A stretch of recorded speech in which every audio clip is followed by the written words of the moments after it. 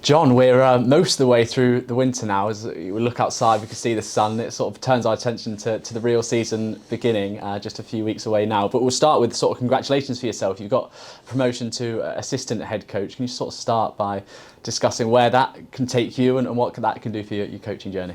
Yeah, obviously I've had opportunities to lead on an interim basis over the last few months, which have been really positive.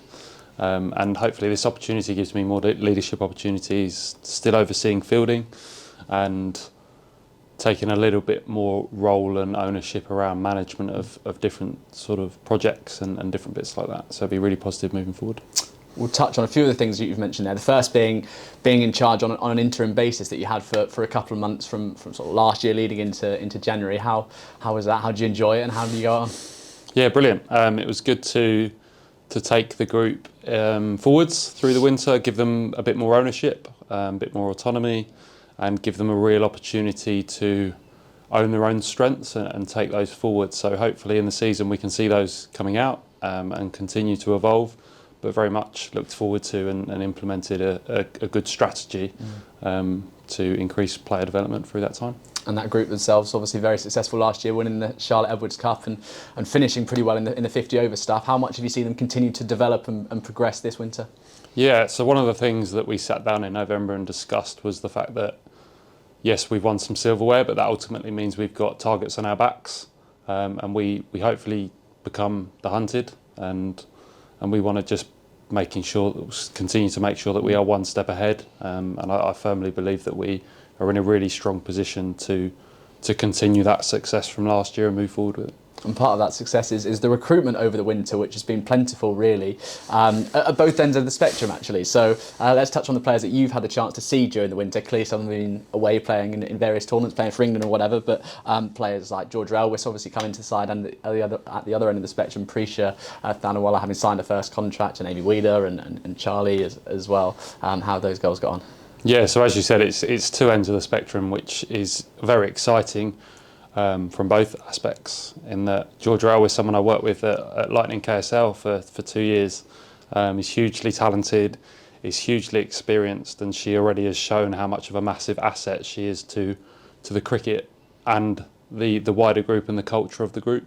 So that's been massiив. But also, like you say, the exciting parts of having 3 new contracts at the younger age bracket. I sat in on Liv and Prisha's when they got told that news during their appraisals, and it almost brought a tear to my eye how happy they were, and it was a great process to be through, to see them sort of be given their first contracts and the fulfilment it gave them, years of hard work in our programme, and yeah, that was a really positive sort of moment in my coaching career, actually.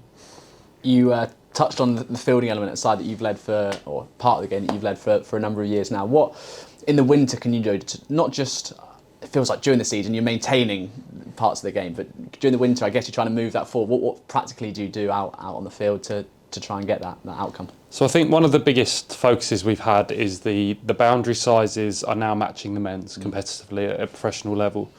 So one of our targets this winter has been to be able to throw 60 metres flat into the keeper, into bowler's end, and we've put in place some steps to do that.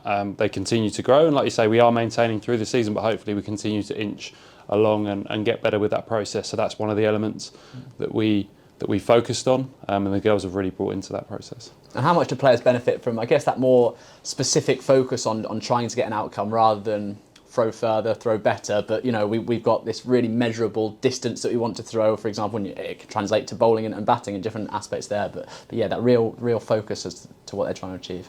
Yeah, so I think with throwing there's always a trade-off between speed and accuracy, and I think we've done a couple of measures that will tick off those. We've got some points of reference, and before we hit the season, we'll be doing those points of reference again to make sure that we are hitting those goals, but also to give them confidence, because I'm more than certain that they have improved those metrics, and I think that the instalment of confidence on that with hard facts is a testament to their hard work over the winter.